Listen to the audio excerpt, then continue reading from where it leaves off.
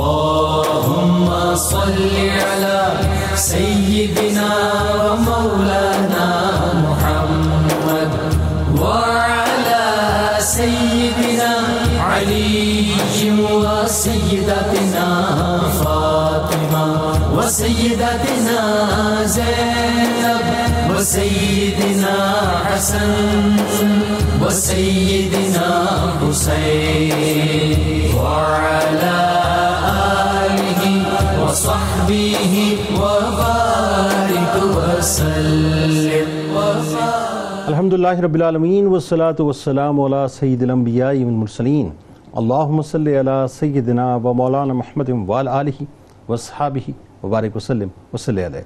دنیا کے تمام دیکھنے والوں، تمام چاہنے والوں، تمام پیار کرنے والوں کو، اور جہاں جہاں تک اس وقت میری آواز کو سنا اور مجھے دیکھا جا رہا ہے، جنید اقبال کی جانب سے انتہائی محبت کے ساتھ السلام علیکم۔ ایک بار پھر ناظرین آپ کو پر نور صبح میں صبح نور کے ساتھ میں دل کی گہرائیوں سے خوش آمدید کہتا ہوں، اور آئیے چلتے ہیں بلا توقف حضرت ابو انیس محمد برکت علی علیہ رحمہ کی تالیف اسماء النبی کریم صلی اللہ علیہ وآلہ وسلم سے رسول اللہ صلی اللہ علیہ وآلہ وسلم کا ایک اسم مبارک پڑھنے اور سننے کی سعادت حاصل کرتے ہیں۔ سیدنا الجواد صلی اللہ علیہ وآلہ وسلم، ہمارے سردار، سب سے زیادہ سخاوت فرمانے والے، درود و سلام بھیجے اللہ آپ صلی اللہ علیہ وآلہ وسلم پر، آپ صلی اللہ علیہ وآلہ وسلم کے آل پاک پر اور صحابہ کرام رضوان اللہ تعالیٰ علیہم اجمعین پر۔ حضرت ابو ہریرہ رضی اللہ تعالیٰ عنہ سے روایت ہے کہ حضور نبی صلی اللہ علیہ وآلہ وسلم نے فرمایا کہ اگر میرے پاس احد پہاڑ کے برابر بھی سونا ہوتا تو مجھے یہ بات بہت پسند ہے کہ 3 راتیں مجھ پر اس حال میں نہ گزریں کہ اس مال میں سے کچھ بھی میرے پاس موجود ہو، یعنی سب کچھ بانٹ دوں مگر صرف اتنا باقی رکھ لوں جس سے اپنے ذمے واجب الادا قرض ادا کر سکوں۔ ناظرین کرام، آج آپ نے ہمارے ساتھ رہنا ہے کیونکہ آج ایک انتہائی ممتاز شخصیت کا تذکرہ پاک ہے، اور یہ پہلی مرتبہ ناظرین کسی ٹی وی چینل پہ ان کے حوالے سے پروگرام ہونے جا رہا ہے۔ پہلی مرتبہ پاکستان سے تعلق رکھنے والے بہت سے لوگ ان سے معتقد، یقین مطلب ان کے معتقد ہیں، ان سے پیار کرتے ہیں، ان کے اوپر فریفتہ ہیں، لیکن ان کے حالات زندگی کے بارے میں ان کو معلومات نہیں ہیں۔ آج انشاءاللہ وہ تمام باتیں ہم آپ کو بتائیں گے۔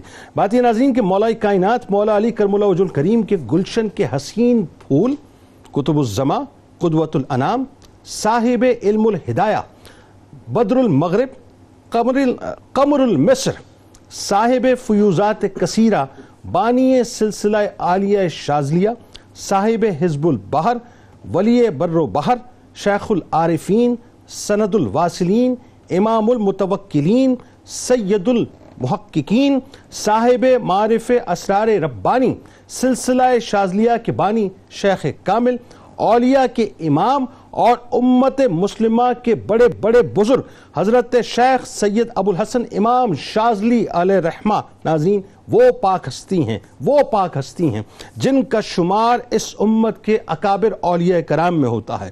آپ علیہ رحمہ کا سلسلہ فیض مشرق سے مغرب تک عام ہے۔ بڑے بڑے اولیاء کرام، بڑے بڑے صلحاء، بڑے بڑے علماء آپ کے سلسلے میں داخل ہو کر واصل باللہ ہوئے۔ آپ علیہ رحمہ اپنے وقت کے کتب تھے۔ اللہ تبارک و تعالیٰ نے آپ کو ایسا مقام، ایسی عظمت عطا فرمائی، ایسی رفت عطا فرمائی کہ بہت کم لوگوں کے حصے میں وہ عظمت، وہ مقام، وہ رفت آیا کرتی ہے۔ حضرت شیخ ابو الحسن شاذلی رحمۃ اللہ علیہ ظاہری و باطنی علوم کا مرقع تھے۔ درود پاک سے آپ کو ناظرین کرام بے انتہا محبت تھی، بے انتہا عشق تھا۔ کہیں مصیبت آن پڑتی تو درود پاک ہی کا سہارا لیا کرتے تھے۔ شاید یہی وجہ ہے کہ نبی کریم صلی اللہ علیہ وآلہ وسلم کی آپ علیہ رحمہ پر خاص نظر عنایت تھی کہ وہ دعا جسے دعائے حزب البحر کہا جاتا ہے، جسے پڑھ کر اور جس دعا کی فضیلت سے لوگ مقام ولایت کی منازل طے کر گئے۔ اچھا، یہ جو میں نے لفظ استعمال کیا نا ناظرین، لوگ، یہ چند لوگ نہیں ہیں، سینکڑوں میں نہیں، ہزاروں میں نہیں، بلکہ لاکھوں کی تعداد میں، اور صدیوں سے یہ سلسلہ چلا آ رہا ہے۔ یعنی آپ کا تعلق تعلق 7ویں صدی ہجری سے تھا بنیادی طور پہ. 6ٹھی صدی ہجری کے آخر میں آپ تشریف لائے اس دنیا میں اور 7ویں صدی ہجری سے آپ کا ظاہر تعلق تھا. تو آپ سوچ لیجئے ناظرین کہ آج تقریباً 700 800 برس ہو چکے ہیں.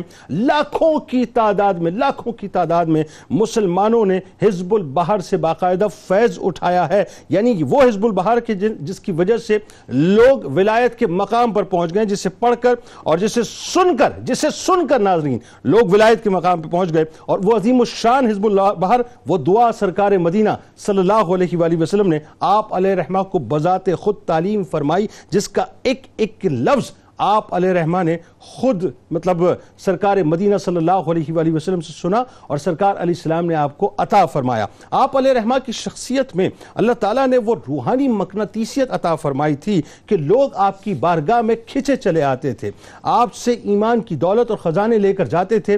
چونکہ آپ امام حسن علیہ السلام کی اولاد پاک میں سے ہیں, لہذا بخشش کا بے بہا خزانہ تھے. اپنے سلسلے کی بنیاد آپ نے ناظرین جن باتوں پر رکھی ہوں, باتیں بڑی کمال ہیں. یعنی اخلاص کی بنیاد پر, توبہ کی بنیاد پر, نیت کی بنیاد پر, اتباع کتاب و سنت کی بنیاد پر, خلوت کی بنیاد پر, جہاد بن نفس و دشمنان دین کی بنیاد پر, تربیت نفس کی بنیاد پر, دنیا سے بے رغبتی کی بنیاد پر, عبودیت یعنی بندگی خدا کی بنیاد پر, طاعت یعنی عبادات ترک نہ کرنے کی بنیاد پر, علم یقین کی بنیاد پر, ذکر یعنی ذکر خدا قلب و زبان کے ساتھ اس کی بنیاد پر, تقوی کی بنیاد پر, زہد کی بنیاد پر, توکل علی اللہ کی بنیاد پر, رضا خدا کی بنیاد پر, محبت الہی کی بنیاد پر رکھی. حضرت شیخ مکین الدین اسمر رحمۃ اللہ علیہ فرماتے ہیں کہ بہت سے حضرات لوگوں کو یعنی اللہ تبارک و تعالیٰ کی طرف بلاتے ہیں, لیکن شیخ ابو الحسن رحمۃ اللہ علیہ لوگوں کو اللہ تعالیٰ تک پہنچاتے ہیں. بس آخری بات عرض کر رہا ہوں ناظرین, کثرت سے آپ نے حج فرمائے. کمال یہ کہ عشق مصطفیٰ صلی اللہ علیہ وآلہ وسلم میں اس حد تک رج بس گئے تھے کہ اللہ تبارک و تعالیٰ نے جو آپ کو عمر مبارک عطا کی, وہ 63 برس عطا کی, اور جب آپ نے اس دنیا سے پردہ فرمایا تو پیر ہی کا دن تھا.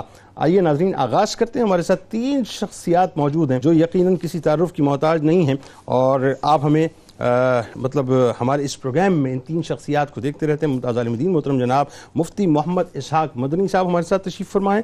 دوسری شخصیت ممبر اسلامی نظریاتی کونسل ممتاز عالم دین جناب ڈاکٹر عمیر محمود صدیقی صاحب تشریف فرمائیں. اور تیسری شخصیت ممتاز عالم دین جناب علامہ محمد زیغم گردیزی صاحب تشریف فرمائیں. تینوں احباب کو السلام علیکم اور خوش آمدید. آپ سے آغاز کرتے ہیں. بڑی کمال شخصیت مفتی صاحب, ذرا تھوڑا سا لوگوں کو بتائیے ان کا بنیادی تعارف اور نسب پاک, مراکش سے لے کر تیونس اور تیونس سے لے کے عراق تک, اور پھر میں تو یہ کہوں کہ مشرق و مغرب میں آپ کے ڈنکے ہیں. حضرت سید ابو الحسن امام شاذلی علیہ رحمہ کا بنیادی تعارف اور نسب پاک. بسم اللہ الرحمن الرحیم. بہت شکریہ. آج 20 ذی القعدہ اور آج ہی کا دن وہ ہے کہ جو آپ کا یوم وصال ہے, اللہ تبارک و تعالی سے ملاقات کا دن ہے. اور چونکہ ہمارا تعلق سلسلہ قادریہ سے ہے, اور سلسلہ قادریہ سلسلہ شاذلیہ جو ہے یہ اسی سے تعلق, یعنی دونوں قادریہ شاذلیہ ایک ہی سلسلے ہیں دونوں, اس نسبت سے میرے لیے سعادت کی بات ہے کہ میں ذکر خیر میں شامل ہوا, اور آپ کا شکریہ, آپ نے مجھے اس سعادت کے سفر میں طلب کیا.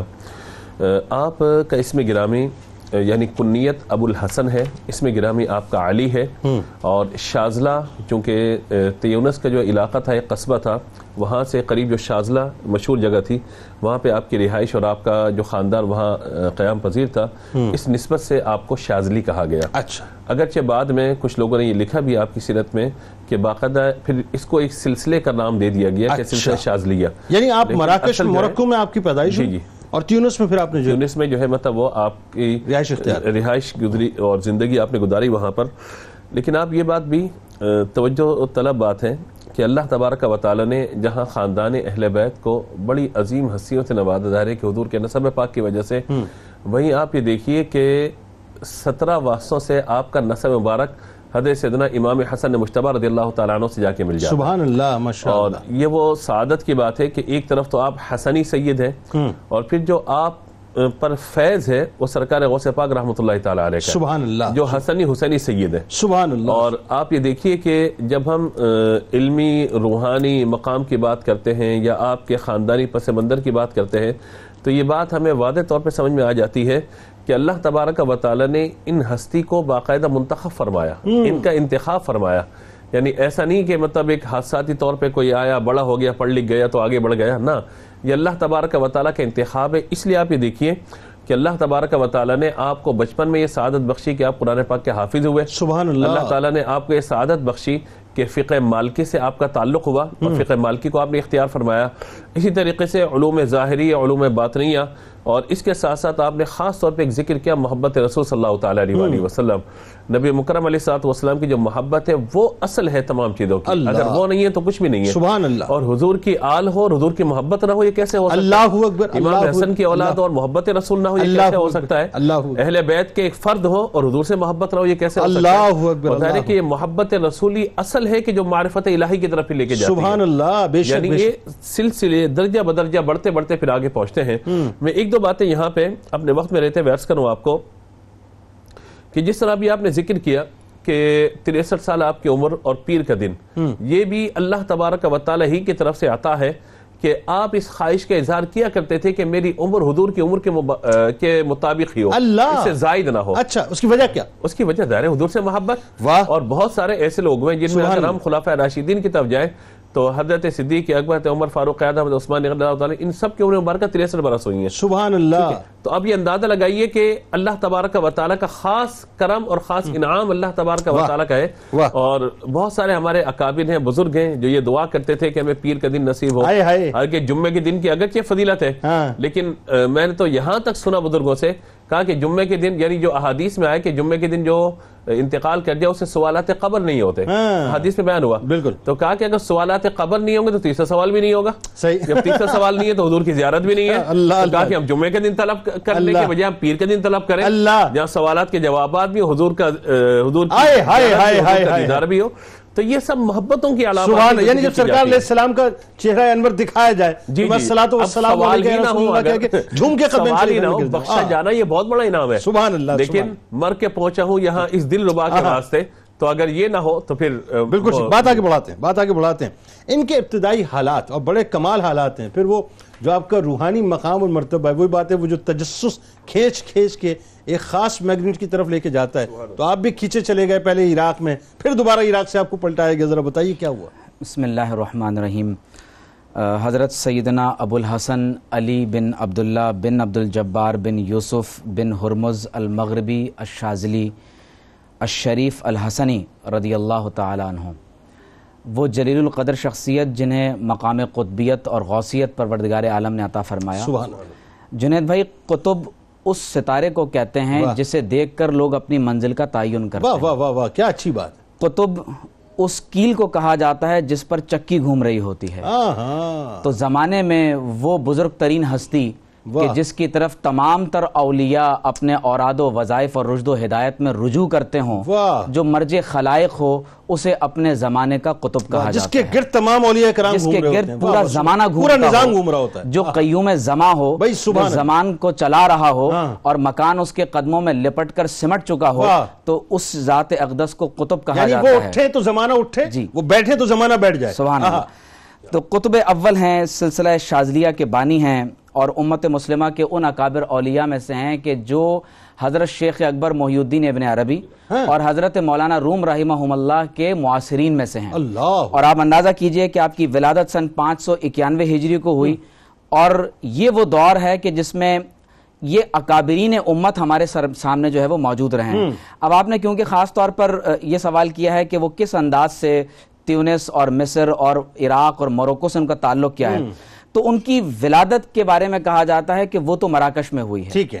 لیکن بعد میں آپ سفر کر کے پھر تیونسیہ کی طرف ہی آئے، یا جس کو تونس ہمارے ہاں کہا جاتا ہے، اور وہاں سے پھر آپ عراق اور مصر یہ تمام اور حج کے لیے متعدد مرتبہ ان علاقوں کا آپ نے سفر فرمایا. یعنی اگر میں تھوڑا سا لوگوں کو جغرافیکلی ذرا سا سمجھاؤں تو وہ سعودیہ کا مغرب بنا اپنا مصر، اور مصر کا بالکل مغرب ایکسٹریم بنا مراکش، اس طرح سے. اچھا، میں تیونس کے بارے میں ایک بات شیئر یہ کروں کہ یہ شمالی افریقہ کا وہ علاقہ ہے جو حضرت سیدنا فاروق اعظم رضی اللہ تعالیٰ عنہ کے دور میں فتح ہوا. ٹھیک ہے. اور اس خطے کو حضرت عقبہ بن نافع رضی اللہ تعالیٰ عنہ نے فتح کیا. اور مجھے یہ شرف ہے کہ جب میں تیونس سے ایک مرتبہ ایک کانفرنس اور ایک عرب لیگ کے ساتھ ایک پروگرام کے اندر میں حاضر تھا، تو وہاں جامع زیتونہ یہ وہ قدیم ترین مسلم امہ کی یونیورسٹی ہے جہاں سے امام ابن خلدون، حضرت امام ابو الحسن شاذلی اور امام ابن عاشور جیسی جلیل القدر شخصیات وہاں پر زیر تعلیم اور تربیت رہی. تو آپ بتائیے اپنی آبزرویشن. اور وہاں پر جو نور آپ کو اس درسگاہ کے اندر نظر آتا ہے، آج بھی اگر آپ وہاں پر جامع زیتونہ کے اندر حاضر ہوں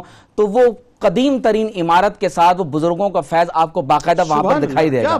حضرت امام ابو الحسن شاذلی کے بارے میں خاص بات یہ ہے کہ کیونکہ ہمارے ہاں وزیر اعظم عمران خان صاحب نے اور خاتون اول نے جب ابو الحسن شاذلی ریسرچ سینٹر کا افتتاح کیا ہے لاہور میں، تو بہت سے پاکستانیوں کے دل میں یہ سوال پیدا ہوا کہ یہ ابو الحسن شاذلی کون ہیں. آپ اندازہ کیجئے کہ ان کو شاذلی کیوں کہا جاتا ہے. ایک نسبت تو یہ ہے کہ جب آپ نے تیونس میں مقامت اختیار کی تو آپ نے شاذلہ کے مقام پر رہے، لیکن اس کی ایک خاص وجہ یہ ہے کہ آپ نے رب سے ایک مرتبہ مکالمے میں محو تھے، مراقبے میں، تو آپ نے رب نے فرمایا کہ تم شاذ لی ہو.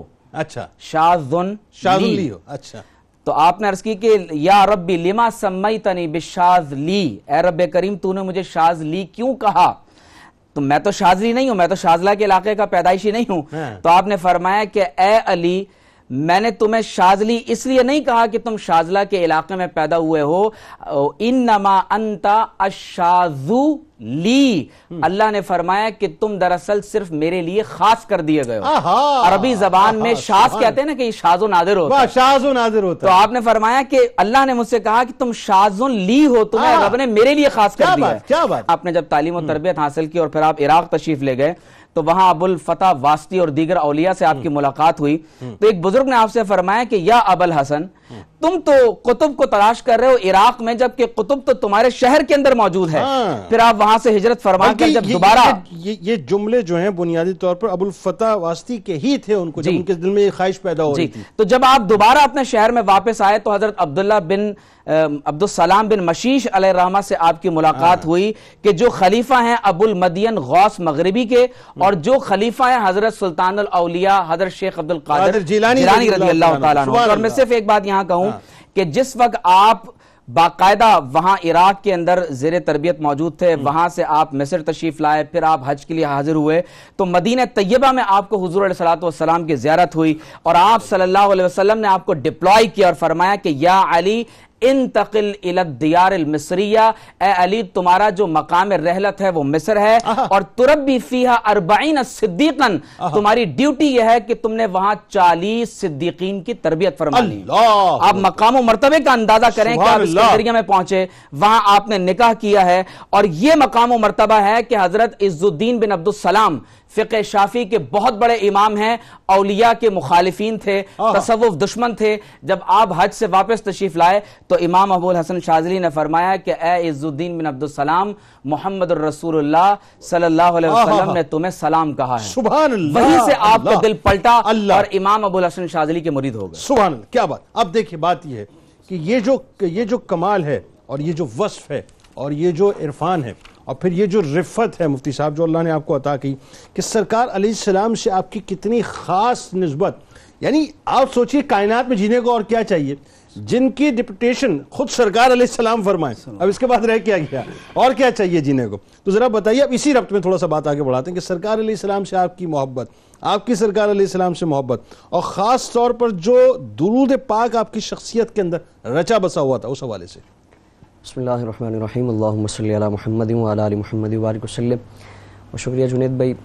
محبت رسول صلی اللہ تعالیٰ علیہ وآلہ وسلم، حضور سے تعلق، حضور کا عشق، یہ تمام چیزوں کی اصل ہے، بنیاد ہے. اور اعلیٰ حضرت نے اسی سے متعلق فرمایا تھا کہ ثابت ہوا کہ جملہ فرائض فروع ہیں، اصل الاصول بندگی استاجور کی. اللہ اللہ اللہ. تو وہ بندگی استاجور کی یہ تمام چیزوں میں اصل ہے اور یہی اولیاء کاملین کی شخصیتوں میں ہمیں بدرجہ اتم یہ وصف ملتا ہے. اور بالخصوص حضرت امام ابو الحسن شاذلی علیہ الرحمہ، آپ کی شخصیت اور آپ کی سیرت کا اگر مطالعہ کیا جائے اور پھر آپ صلی اللہ علیہ وسلم سے محبت کا جو اظہار کا طریقہ ہے، جس طرح درود کا ایک آپ کی وجہ سے اور آپ کے ذریعے اللہ کے رسول صلی اللہ علیہ وسلم نے حزب البحر اس امت کو عطا فرمائی. خود آپ نے فرمایا کہ ایک ایک لفظ وہ بارگاہ رسالت مآب صلی اللہ تعالیٰ علیہ وآلہ وسلم سے عطا فرمایا گیا. پھر اسی طرح درود تاج جو شیخ ابو بکر علیہ الرحمہ آپ کا مرتب کیا ہوا ہے، وہ بھی حضور کی بارگاہ میں آپ کو پیش کرنے کی سعادت حاصل ہوئی.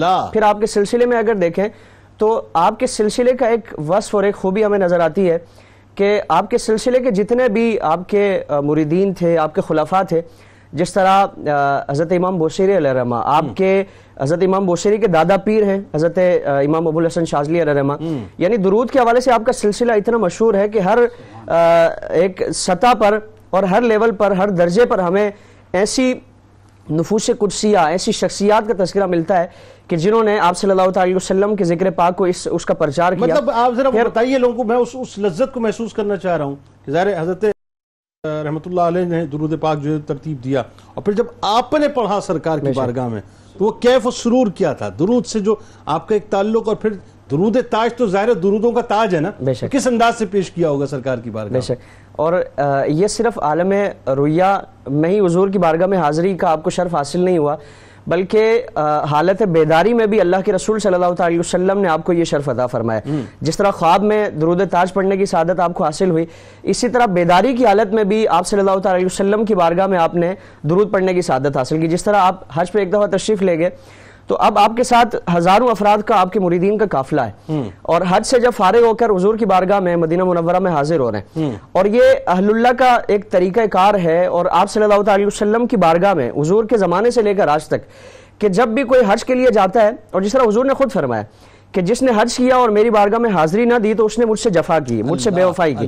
تو یہ اہل اللہ کا ہمیشہ سے یہ طریقہ کار رہا ہے کہ وہ حضور کی بارگاہ میں، بلکہ کئی اہل اللہ کا تو مقام یہ ہے کہ پہلے حضور کی بارگاہ میں جا کے اجازت لیتے ہیں، پھر حج کے لیے حاضر ہوتے ہیں. اب یہ حضور کی بارگاہ میں حاضر ہوئے، اور پھر دور سے جب حضور کا روزہ نظر آتا ہے تو وہاں سے ایک جذب کی کیفیت ہے، اور ایک دیوانہ وار حضور کی بارگاہ میں درود و سلام کا نذرانہ پیش کرتے ہیں. تو ایک تو یہ ہمارا درود ہے کہ ہم اپنی کیفیت کے مطابق اپنے عشق کا اظہار کرتے ہیں، لیکن ان کا مقام کیا ہے کہ وہاں سے بھی بارگاہ رسالت میں آپ کو جو ایک مقام حاصل ہے اور آپ کو جو اعزاز اس مقام سے دیا جاتا ہے، حضور کی بارگاہ سے باقاعدہ آپ کے سلام کا جواب دیا گیا، اور جتنے بھی وہاں موجودین تھے، وہاں حاضرین تھے، سب نے اپنے کانوں سے آپ صلی اللہ علیہ وسلم کی آواز مبارک کو سماعت فرمایا. یعنی حضور کی بارگاہ سے باقاعدہ آپ کو یہ شرف عطا فرمایا جا رہا. اور پھر اس طرح آپ کا جب وصال ہوا تو شیخ عبداللہ شاطبی علیہ الرحمہ حضور کی بارگاہ میں، حضور کی خواب میں آپ نے زیارت کی، اور حضرت امام ابو الحسن شاذلی علیہ الرحمہ کے حوالے سے پوچھا کہ رسول اللہ آپ کی بارگاہ میں ان کا مقام کیا ہے، یعنی آپ ان سے کس قدر محبت فرماتے ہیں. تو حضور کی بارگاہ سے جو الفاظ اور جو اعزاز اور جو شرف عطا فرمایا جا رہا ہے، آپ نے فرمایا کہ ابو الحسن ہمارے حصی اور مانوی بیٹے ہیں. یعنی حضور کی بارگاہ سے آپ کو یہ اتنا بڑا اعزاز عطا فرمایا جا رہا ہے. اور حضور ایک تو یہ کہ نسب حضور کا، اور بلکہ آپ والد کی طرف سے اگر حسنی ہے تو والدہ کی طرف سے حسینی سید ہے. یہ بھی آپ کو ایک یعنی نجیب الطرفین سید اور سادات میں ایک بڑا ایک امتیازی شان اس کو حاصل ہوتی ہے، جو دونوں سلسلے حضرت امام حسن مصطفیٰ پاک علیہ السلام اور حضرت امام حسین پاک سے بھی دونوں کا نسب جو ملتا ہو. تو والدہ کی طرف سے جس طرح حضور غوث اعظم رضی اللہ تبارک و تعالیٰ عنہ حسنی سید تھے، تو اسی طرح حضرت امام ابو الحسن شاذلی علیہ الرحمہ آپ کو بھی اللہ نے یہ شرف عطا فرمایا کہ آپ حسنی سید بھی ہیں اور آپ حسینی سید بھی. اچھا، وہ جو حصی اور مانوی بیٹے والی بات ہے، میں ذرا ابھی اس کیف میں تھوڑا سا مبتلا ہوں جو سرکار علیہ السلام نے فرمایا. بہت بڑا اعزاز ہے یہ. شاید یہی وجہ ہے کہ جب آپ جنگل میں جا رہے تھے اور درندوں نے آپ پہ جو ہے وہ حملہ کیا تھا تو آپ نے پھر ظاہر ہے انہی کو پکارا جن کو پکارا. بتائیے نا ذرا. اور یہ ایک اعتقاد امت کو دیا جا رہا ہے، اور آپ صلی اللہ علیہ وسلم کے در سے اور آپ کی نسبت سے وابستہ کیا جا رہا ہے کہ حضور کی اگر نسبت ہم اس کے ساتھ جڑے رہیں گے تو دنیا کا کوئی بھی کتنا ہی مشکل ترین معاملہ کیوں نہ ہو، اللہ رب العالمین بے یار و مددگار نہیں چھوڑتا. جنگل میں ہیں، درندے آپ کو گھیر لیتے ہیں، ایک درندہ آپ پہ بالکل حاوی ہو جاتا ہے، اور اسی وقت آپ صلی اللہ علیہ وسلم کی بارگاہ میں بطور استغاثہ آپ درود کا نذرانہ پیش کرتے ہیں، اور اللہ کے رسول صلی اللہ علیہ وسلم کی بارگاہ سے پھر اس کا صلہ ہی عطا فرمایا جاتا ہے کہ فوراً وہ درندہ، آپ نے اس کو کچھ کہا نہیں، کسی چیز سے اپنا دفاع نہیں کیا، درود کا حصار کیا، درود کے ذریعے اپنا دفاع کیا، فوراً وہ درندہ وہاں سے غائب ہو جاتا ہے. اور پھر یہی بات حضور کے وہ صحابی رسول جنہوں نے حضور سے اجازت مانگی تھی کہ رسول اللہ میں کتنا درود پڑھوں، آپ نے فرمایا کہ جی آپ نے فرمایا جتنا پڑھ سکتے ہو. وہ عرض کرتے رہے کہ رسول اللہ 1/3 2/3 اور 3/3، پھر عرض کیا رسول اللہ کل اگر وقت فرائض و واجبات کے علاوہ درود کے لیے وقف کر دو، تو حضور نے فرمایا کہ اگر تم یہ کر لو تو پھر درود وہ تمہارے سارے معاملات سے تمہاری کفایت فرمائے گا. یہ جو آپ نے حوالہ دیا نا حضرت ابی بن کعب رضی اللہ تعالیٰ علین میں قبرستان ہے، وہاں ان کی قبر مبارک ہے. میرا کئی مرتبہ وہاں حاضری کا شرف مجھے نصیب ہوا ہے. آپ بلیو کریں آج 1400 سال کے بعد بھی میں آن ایئر جملہ ادا کر رہا ہوں، آج 1400 لوگوں کو پتہ چلنا چاہیے کہ صحابہ ہوتے کیا ہیں. خدا کی عزت و جلال کی قسم اس مٹی کو آپ اٹھائیں نا قبرستان کی، انتہائی خوشبودار مٹی ہے، انتہائی خوشبودار. یعنی صحابہ اپنی موجودگی کا پتہ دیتے ہیں اور یہ درود کی خوشبو ہے. اچھا ایک اور بات جو بڑی خاص، وہ چونکہ بات آ گئی محبت والی، سرکار کے عشق میں وہی بات ہے، محبت میں اتنے رچے بسے کہ وہ سرکار علیہ السلام نے وہ کیا کہنا چاہیے کہ اپنا پرتاؤ خاص آپ کو عطا کیا. وہ جو حج کا آخری واقعہ ہے، وہ جو کنواں ہے، کھاری کنواں تھا، ذرا اس بارے میں بھی بتائیے نا کیا ہوا تھا. اور ایک آپ کو یہ بھی اعزاز حاصل ہے، آپ جب مصر سے روانہ ہوئے، احرام باندھا ہوا ہے اور حمیسرہ یہاں اس مقام پر آپ پہنچے، تو اب ایک روایت یہ ہے کہ آپ نے وہاں مستقل پڑاؤ ڈال لیا تھا اور وہیں سے احرام باندھے حج کے لیے جا رہے تھے، اور ایک یہ ہے کہ مصر سے احرام باندھ کر آپ حج کے لیے تشریف لے جا رہے تھے. اب یہاں آپ کا وقت وصال جب قریب آیا، اور شان کیا ہے اور حضور نے نوازا کتنا کہ اپنی عمر کے مطابق آپ کو عمر عطا فرمائی، اور وہی دن خاص آپ کو عطا فرمایا. پیر کا دن آپ کا وصال کا دن ہے.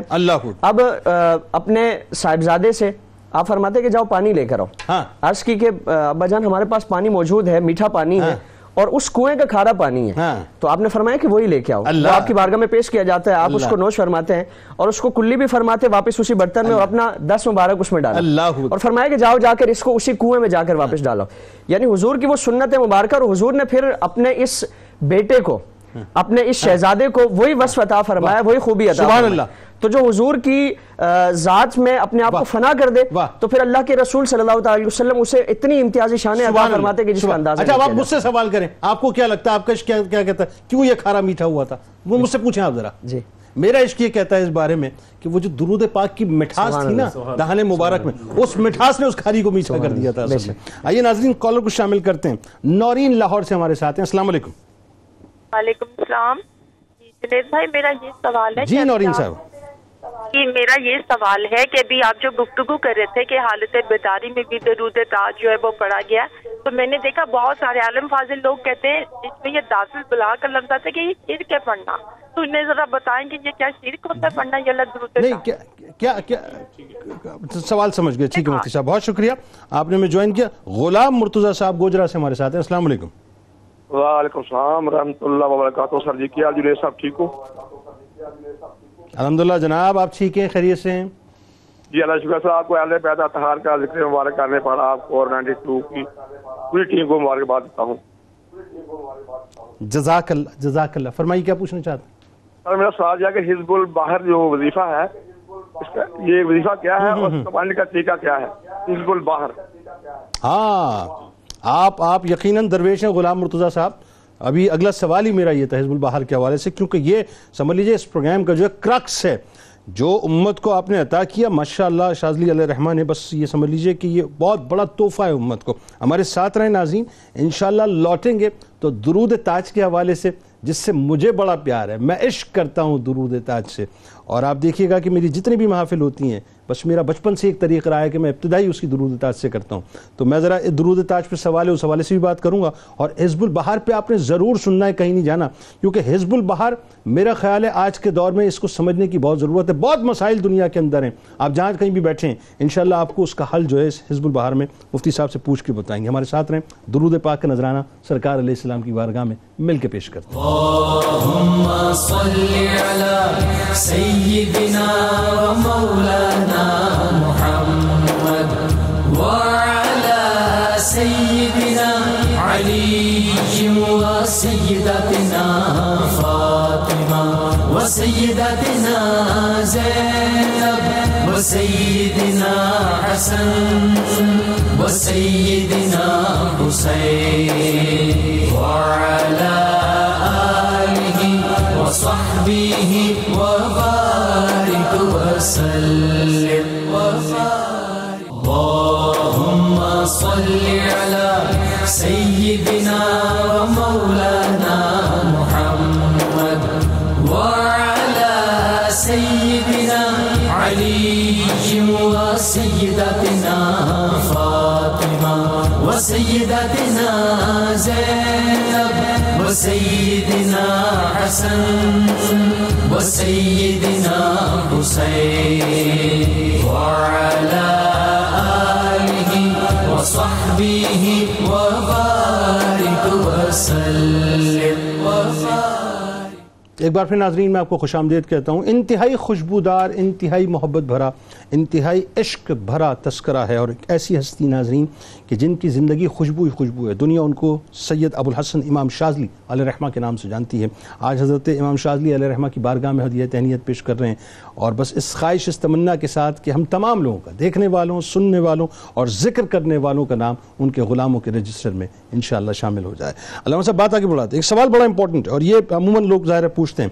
درود تاج میں جو ایک خاص جملہ آتا ہے کہ دافع البلاء والوباء والقحط والمرض والالم، لوگ یہ کہتے ہیں صاحب کہ یہ تو شرک ہے. ذرا بتائیے شرک ہے کیا ہی ہے؟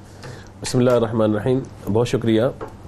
نبی مکرم صلی اللہ تعالیٰ علیہ وآلہ وسلم اللہ تبارک و تعالیٰ کی عطا سے دافع البلاء بھی ہیں اور دافع الوباء بھی ہیں، یعنی عطا باری تعالیٰ.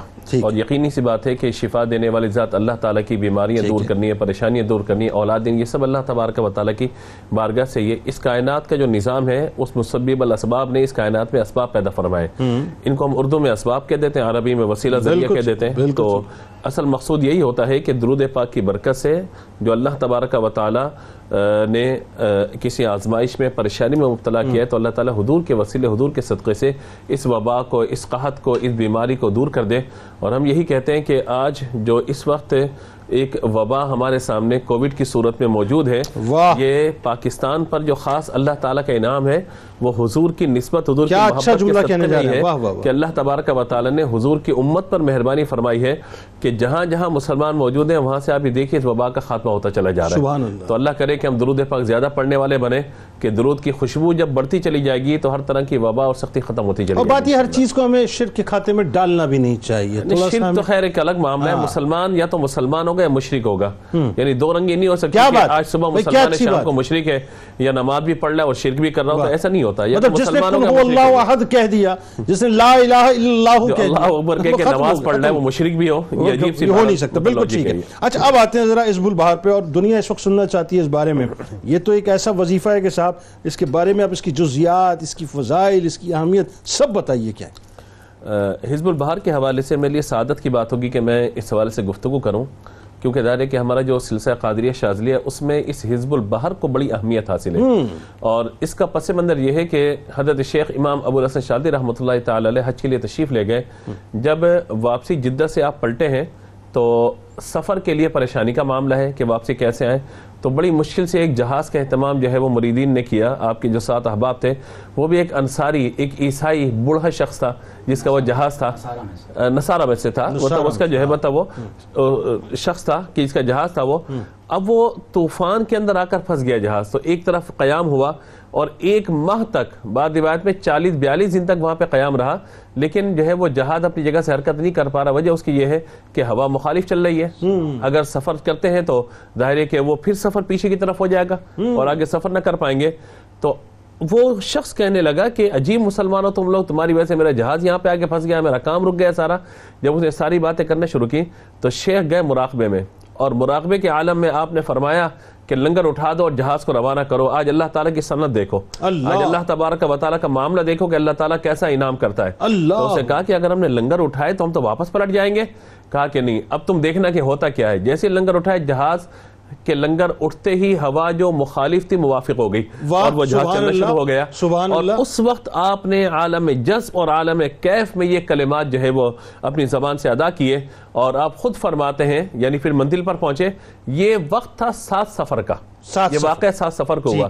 اسی لیے میں عاملین کے لیے اور جو لوگ حزب البہار سے رغبت رکھتے ہیں اور اس وظیفے کو کرنا چاہتے ہیں، میں ان کی معلومات کے لیے بات عرض کروں کہ اس کی جو زکوٰۃ کبیر ادا کی جاتی ہے 360 مرتبہ پڑھا جاتا ہے حزب البحر کو، یعنی بحر کہتے ہیں سمندر کو. تو یہ سمندر کا وظیفہ ہے، سمندر کا حزب ہے یہ. اور اس سمندر ہی میں کیا جاتا ہے؟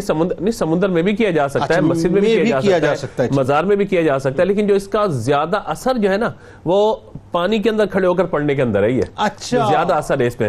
اور پھر وہ بھی رات کا وقت ہو، پھر شرائط ہیں، بہت ساری چیزیں. میں اجازت کے حوالے سے بھی 2-3 باتیں، لیکن یہ خاص طور پہ آپ لوگوں کو ضرور سمجھائیے گا کہ ہر آدمی اٹھ کے جو ہے کرنا نہ شروع کر دے. میں انشاءاللہ اس بات پہ عرض کرتا ہوں انشاءاللہ. آپ خود فرماتے ہیں کہ واللہ لقد اخذت من فم رسول اللہ صلی اللہ تعالی علیہ وآلہ وسلم حرفا حرفا، یعنی یہ وہ ورد ہے، یہ وہ حزب ہے کہ جو میں نے حرف بحرف حضور صلی اللہ تعالیٰ علیہ وآلہ وسلم سے سماعت کیا. سبحان اللہ. یعنی یہ تعلیم حضور صلی اللہ تعالیٰ علیہ وآلہ وسلم نے ارشاد فرمائی ہے. اور دعائیں معصورہ اس کے اندر ہیں, قرآن پاک کی آیات موجود ہیں اور مختلف دعائیں ہیں, اور پھر مختلف مقاصد کے لیے مختلف کلمات ادا کیے جاتے ہیں. اور جو اس کا آغاز ہے وہ اللہ تبارک و تعالیٰ کے اسماء جلالیہ سے ہے. یا اللہ یا علی یا عظیم یا حلیم یا علیم. یا اللہ تو پھر اللہم یا اللہ سے آغاز کرتے ہیں ہم, ورنہ یا علی یا عظیم یا حلیم یا علیم. یہ 4 اسماء وہ ہیں کہ اگر پوری حزب البہر کوئی نہ بھی پڑھے, 4 اسماء بھی اگر پڑھتا رہتا ہے تب اس کے سارے کام بگڑ جائیں گے. اچھا ایک وضاحت اور پہلے ابتدا میں ذرا یہ بھی کر دیجئے کہ یہ جو حزب البہر ہے, بہت سے لوگوں کے ذہنوں میں یہ کنسپٹ آتا ہے صاحب کی خاص اپنی طرف سے الفاظ بنائے ہوئے ہیں صوفیہ نے. یہ ذرا وضاحت کر دیجئے کہ یہ ایکچولی, میں نے ابھی آپ کو عرض کیا کہ نبی مکرم علیہ الصلوۃ والسلام کی زبان سے عطا ہوا آپ کو, نمبر 1. نمبر 2, یہ اس میں قرآن پاک کی آیات ہیں, ٹھیک ہے. اور دوسرا یہ ہے اس کے اندر کہ دعائیں معصورہ, وہ دعائیں کہ جو قرآن پاک میں ذکر کی گئی یا حدیث میں دعائیں آئی ہیں, وہ دعائیں یہاں پر ذکر کی گئی. پھر دوسری بات ہے کہ عربی زبان کا اسلوب ہے کہ جب ہم اللہ تعالیٰ کی بارگاہ میں دعا کرتے ہیں, اردو زبان میں الفاظ ادا کر رہے ہوتے ہیں, تو عربی زبان میں پھر جو ہے وہ کچھ الفاظ جو ادا کیے جاتے ہیں. ٹھیک ہے. حضرت شیخ فرماتے ہیں, شیخ امام ابو الحسن شاذلی رحمۃ اللہ تعالیٰ علیہ کہ احفظوا لاولادکم فإن فیہ الاسم الأعظم, کہا کہ اس دعا کو خود بھی حفظ کرو, اپنی اولاد کو بھی حفظ کراؤ کہ بے شک یہ دعا اسم اعظم ہے. یہ فرمایا کہ اس دعا کے اندر ایک اسم اعظم وہ ہے کہ جس سے تمہارے سارے کام جو ہے بن جاتے ہیں. ہلاکو خان نے جب بغداد کو تہس نہس کیا, وہاں پہ لوگوں پر حملہ کیا, لوگوں کو جو ہے وہاں پہ ان کی قتل و غارت کی گئی, تو آپ فرماتے تھے اگر میرا یہ حزب بغداد میں پڑا جاتا تو کبھی بھی کوئی ان پر غالب نہ آ سکتا. اللہ, بغداد ہاتھوں سے نہ جاتا. جی, بغداد کبھی ہاتھوں سے نہ جاتا. اور ایک اور جملہ جو خاص اہم ترین ہے وہ یہ ہے, کہا کہ 70,000 اولیاء کرام ہیں کہ جن کے معمولات میں یہ ورد رہتا ہے. اللہ, دنیا بھر میں ہر وقت یہ ورد ان کے جو ہے معمول کے اندر رہتے ہیں. یہاں تک شاید آپ نے فرمایا کہ جنات کا بھی جو ہے مطلب جنات اور انس کے اندر یہ مطلب سلسلہ ہے. اور میں آپ کو ایک بات عرض کر رہا تھا کہ وہ لوگ کہ جو اولیاء کرام کے تصرف کا انکار کرتے ہیں, تصوف کا انکار کر دیتے ہیں, کرامات کا انکار کر دیتے ہیں, لیکن وہ لوگ بھی اس حص پہ غافل نہیں ہے, وہ اس حص کو پڑھ رہے ہیں. تو پھر جو خوش عقیدہ لوگ ہیں کہ جو اولیاء کرام سے محبت اور رغبت رکھنے والے ہیں, تو ان کو چاہیے کہ اس پر ضرور عمل کریں. آخری بات صرف یہ کہ اس کی زکوٰۃ ادا کرنے کے مختلف طریقے ہیں. ایک تو 6-7 سفر کو زکوٰۃ ادا کی جاتی ہے کہ احرام باندھنا, اور پھر صاحب سلسلے باقاعدہ اس کی اجازت لی جائے. زکوٰۃ کبیر اس کو کہا جاتا ہے. ایک ہے زکوٰۃ متوسطہ کہ جو ہے پھر وہ 12 دن کے اندر جو اس کی زکوٰۃ ادا کی جاتی ہے. لیکن ایک زکوٰۃ صغیر بھی ہے, یعنی 360 کا عدد. ہماری طرف سے جو اجازت ہوتی ہے وہ یہ ہوتی ہے کہ روزانہ, یعنی کسی سے اجازت لی جائے باقاعدہ شیخ سے یا جو اس کا عامل ہو سے اجازت لی جائے, اور پھر روزانہ کم از کم 1 مرتبہ بعد فجر بعد عصر پڑھتا رہے, اور پھر 1-2 چیزوں کا پرہیز کرتا رہے, تو پورا سال جب مکمل ہوگا اس کی زکوٰۃ ادا ہو جائے گی. شاہ ولی اللہ محدث دہلوی رحمۃ اللہ علیہ جیسی شخصیت جب ورد زباں حزب البہر کو رکھیں, حزب البہر اور ہوا میں جیسی شرح انہوں نے لکھی ہے. اللہ اکبر, اللہ اکبر, اللہ اکبر. اچھا جی مفتی صاحب, اب ذرا ایک بات اور بڑی خاص ہے, اور پھر سرکار علیہ السلام کی بات آ گئی. ہمارا تو مرکز محور ہوئی ہیں. سرکار علیہ السلام نے آپ کو 5 خلتیں عطا فرمائی, وہ بڑی کمال ہے. ذرا اس بارے میں تفصیل بتائیے کہ حضرت امام شاذلی علیہ رحمہ کو یہ جو 5 خلتیں عطا ہوئی, اور پھر اس پہ تنبیہ بھی آپ نے فرمائی, کیا کیا کرنا ہے. دیکھیے, حضرت امام ابو الحسن شاذلی رحمۃ اللہ علیہ کا سلسلہ جسے طریقہ شاذلیہ کہا جاتا ہے, اس کی بنیاد اللہ کے ذکر, عشق رسول, اور بالخصوص آپ کی طرف وہ منسوب 3 احزاب جنہیں حزب الشاذلی, حزب الکبیر اور حزب البہر کہا جاتا ہے. یہ بنیادی طور پر آپ کے وظائف میں سے, آپ کا یعنی سلسلہ شاذلیہ کا یہ طرہ امتیاز ہے. پھر علم کے ساتھ عمل. پھر آپ کا خود یہ فرمان ہے, آپ فرماتے ہیں کہ المحبت فی اللہ, اللہ تبارک و تعالیٰ کی محبت میں لازمی یہ ہے کہ انسان اپنی تمام تر لذات سے خود کو جدا کر لے. اور پھر آپ نے ارشاد فرمایا کہ ایک مرتبہ میں نے رسول اللہ صلی اللہ علیہ وسلم کو خواب میں دیکھا. متعدد مرتبہ آپ کو حضور علیہ الصلوۃ والسلام کی زیارت ہوئی, اور آپ صلی اللہ علیہ وسلم نے فرمایا کہ یا علی طہر ثیابک, اے علی اپنے لباس کو پاکیزہ رکھا کرو. تو آپ فرماتے ہیں کہ اس وقت میں نے پوچھا یا رسول اللہ صلی اللہ علیہ وسلم میرا لباس کیا ہے؟ تو حضور علیہ الصلوۃ والسلام نے فرمایا کہ اللہ نے تمہیں 5 خلتیں 5 لباس عطا فرمائے. فرمایا اللہ تو رب کریم نے تمہیں خلت محبت عطا فرمائی, تمہیں خلعت معرفت عطا فرمائی, تمہیں خلت توحید عطا فرمائی, خلت ایمان عطا فرمائی, اور اللہ رب کریم نے تمہیں خلت اسلام عطا فرمائی. اب آپ دیکھیے کہ حضرت امام ابو الحسن شاذلی رحمۃ اللہ تعالی علیہ کے حوالے سے کیونکہ آپ کی بالخصوص یہ احزاب کا ذکر ہو رہا ہے, تو میں ایک آپ کا فرمان جو بالخصوص طریقہ عالیہ شاذلیہ سے متعلق ہے, آپ کا ارشاد ہے, آپ نے فرمایا کہ ہوا حزب عظیم القدر, فرماتے ہیں کہ یہ جو حزب ہے یہ بہت عظیم الشان ہے. فرمایا ما قرئ علی خائف الا امنا، کوئی خوف زدہ ہو اس پر پڑھا جائے وہ امن والا ہو جائے گا. ولا مریض الا شفیہ، مریض ہوگا شفایاب ہو جائے گا. غم زدہ ہوگا پڑھا جائے گا اللہ غم کو دور فرما دے گا. فرمایا ولو قرئ حزبی ھذا علی البغداد ما اخذتها التتار، فرمایا اگر یہ بغداد پر پڑھی جاتی، اس سے بغداد میں بیٹھ کر نہیں، بغداد کے باہر بھی اگر کوئی پڑھ دیتا تو فرمایا کہ بغداد پر تاتاری حملہ نہ کرتے.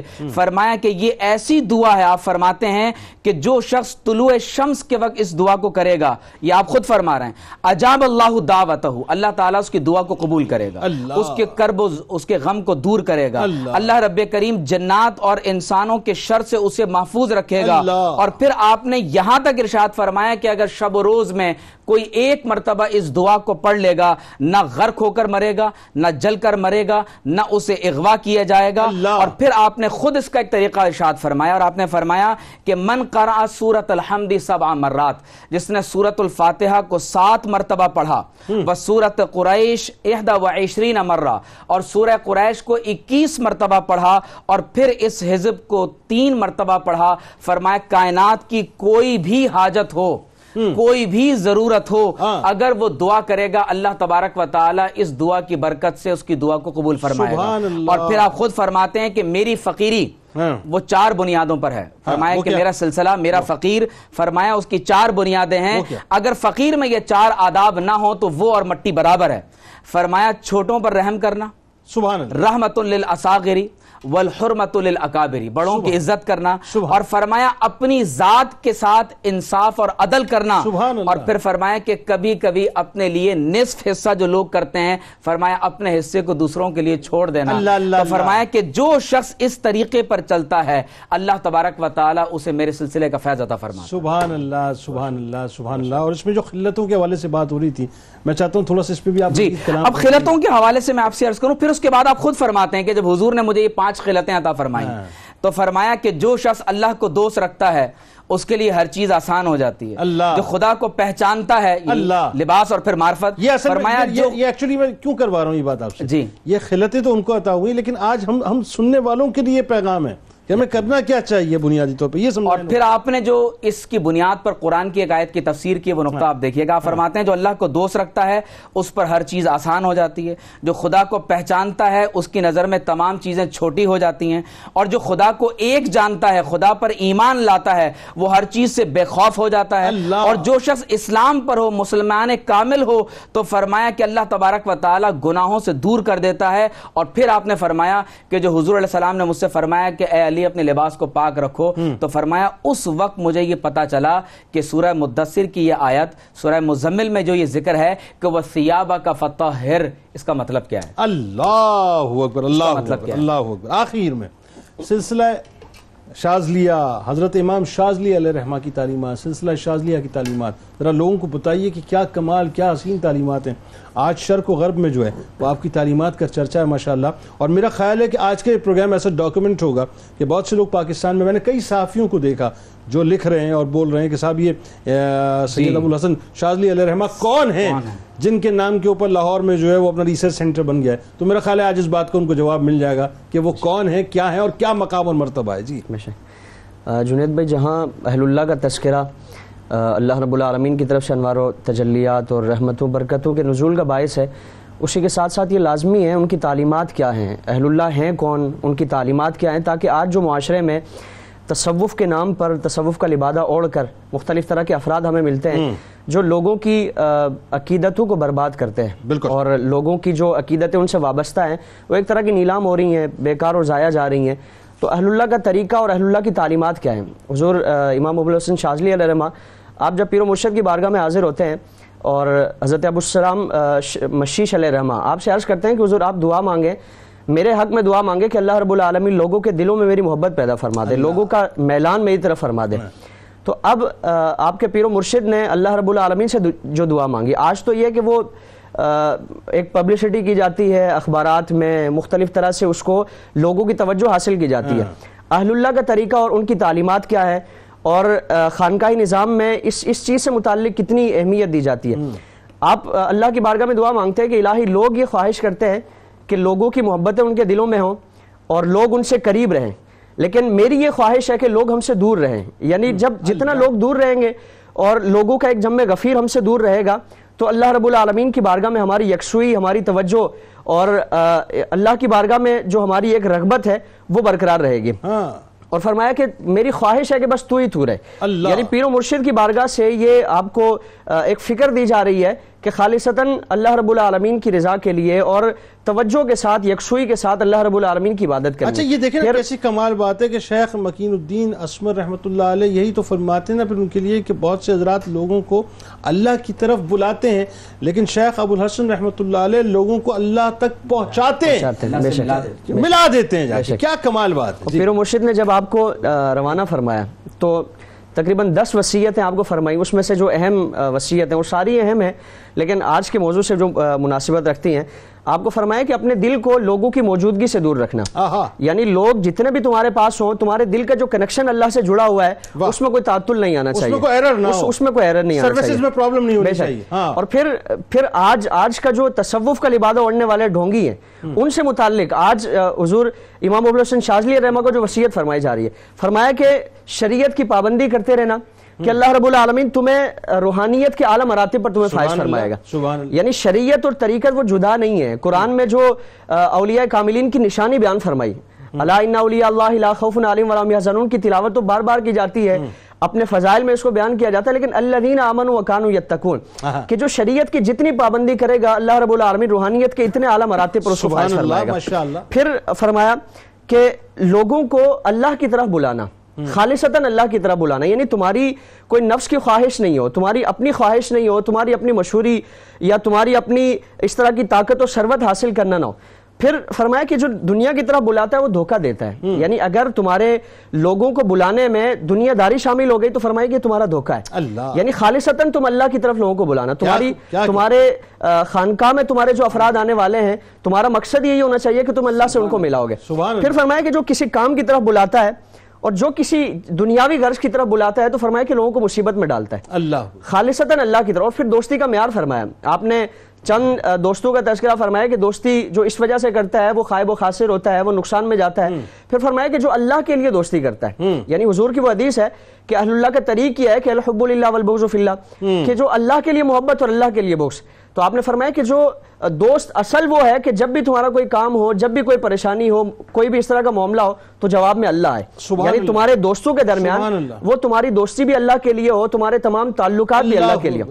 اور پھر جب آپ مصر حضور کے فرمان کے مطابق تشریف لائے، وہاں فوج میں شمولیت اختیار فرمائی اور بادشاہ نے آپ کو کچھ زمین عطا کی، اور اس زمین کا مصرف آپ نے اس کو کیا اختیار فرمایا اور کس طرح آپ نے. آج تو ہم دیکھیں نا تو جائیدادیں بنائی جاتی ہیں اور عیش و عشرت کی جاتی ہے، بڑی اہم بات کر رہے ہیں. اور اس میں یہ چیز یعنی تصوف کی خدمت، اولیاء کاملین کا جو طور طریقہ اس کو آگے اس کی ترویج و اشاعت کرنا. اور پھر خانقاہی نظام میں ہمیشہ سے ایک جو تعلیم و تربیت کا سلسلہ رہا، آج ہمیں مفقود، آج اکثر معاملات زمین کی جو بات کر رہے تھے. تو آپ نے اس زمین کے 3 حصے فرمائے. آپ نے ایک زمین کے حصے پر اپنا مکان تعمیر فرمایا، ایک پر مسجد تعمیر فرمائی، اور تیسرے حصے پر آپ نے مدرسہ کاملیہ تعمیر فرمایا جہاں سے علوم و فنون کی اشاعت کی جاتی تھی. اور وہی مدرسہ کاملیہ جو جامع ازہر کی بنیاد بنا. یعنی پہلی جامع ازہر کی اگر بنیاد میں دیکھیں تو حضرت امام ابو الحسن شاذلی علیہ رحمہ آپ نے اصل بنیاد اس کی قائم فرمائی، جو آج پوری دنیا میں ایک اسلامی بڑی یونیورسٹی کے طور پر ایک جانی پہچانی جاتی ہے. تو اہل اللہ کا طریقہ یہ ہے کہ ان کی خانقاہ سے ہمیشہ علوم کی ترویج و اشاعت ہوتی ہے. اور پھر آپ کا جب وصال ہو رہا ہے، ہم دیکھیں نا شریعت اور طریقت کوئی جدا نہیں ہے، بلکہ شریعت یہ بنیاد ہے، بیس ہے، اور طریقت اس کی ایک شاخ ہے. ٹھیک ہے. آپ کا جب وصال ہو رہا ہے تو آپ حالت احرام میں بھی ہیں اور نفل نماز میں ہیں، آخری سجدے میں ہیں. اللہ سجدے کی کیفیت میں آپ کا وصال ہو رہا ہے. ایک تو آپ کے لیے شرف یہ ہے کہ حضور نے فرمایا کہ جو جس کیفیت میں انتقال کرتا ہے تو قیامت تک اسی کیفیت کا اللہ رب العالمین اسے اجر عطا فرماتا ہے. آپ کو احرام کا بھی، حج کی جو نیت ہے اس کا بھی ثواب عطا فرمایا جا رہا ہے، اور سجدے کا، عبادت کا بھی ثواب عطا فرمایا جا رہا ہے. اور پھر دوسرا اہل اللہ کا جو عبادات سے ایک تعلق ہے اس کا ہمیں پتہ چلتا ہے کہ اہل اللہ نے اپنے شب و روز میں، اپنے معمولات میں عبادات کو کس قدر اہمیت دی ہے. بالکل ٹھیک. آپ تینوں آپ کا بہت شکریہ، آپ تشریف لائے. اللہ تعالیٰ اس پاک ذکر کو اپنی بارگاہ میں قبول فرمائے اور حضرت امام شاذلی علیہ رحمہ کی نظر کرم عطا فرمائے. کیا ناظرین آپ سوچئے، کیا زندگی حسین اور کیا اس زندگی سے جانا یعنی اس دنیا سے پردہ فرمانا حسین کہ آپ حج کے عالم میں یعنی حج کی کیفیت میں جا رہے ہیں، حج کرنے جا رہے ہیں، حج ادا کرنے جا رہے ہیں، حالت احرام میں ہیں، اور اس وقت جو آپ سجدہ فرماتے ہیں وہیں جو ہے آپ پردہ فرماتے ہیں، یعنی رہتی دنیا تک اب آپ حج ہی کا سفر کرتے رہیں گے۔ کیا خوبصورت مقام ہے۔ کتاب الشفا کی جانب آپ کو لیے چلنے سے پہلے گزارش کرنا چاہوں گا، اصل میں یہ اہل اللہ کے تذکار پاک نازین کرنے کا مقصد تو ظاہر ایک تو روحانی تسکین ہے، ان کی شخصیت کے بارے میں دنیا کو بتلانا ہے، ان سے ایک تعلق جوڑنا ہے، ان کی بارگاہ میں حاضری لگانا ہے، لیکن ساتھ ساتھ ان کی زندگی کے اوصاف ہیں ناظرین ان کو اپنانا بھی ہے۔ اور اس میں ایک بات جو بڑی اہم ہے وہ کیا ہے؟ وہ یہ ہے کہ جو صحیح ہے وہ صحیح ہے، جو غلط ہے تو وہ غلط ہے۔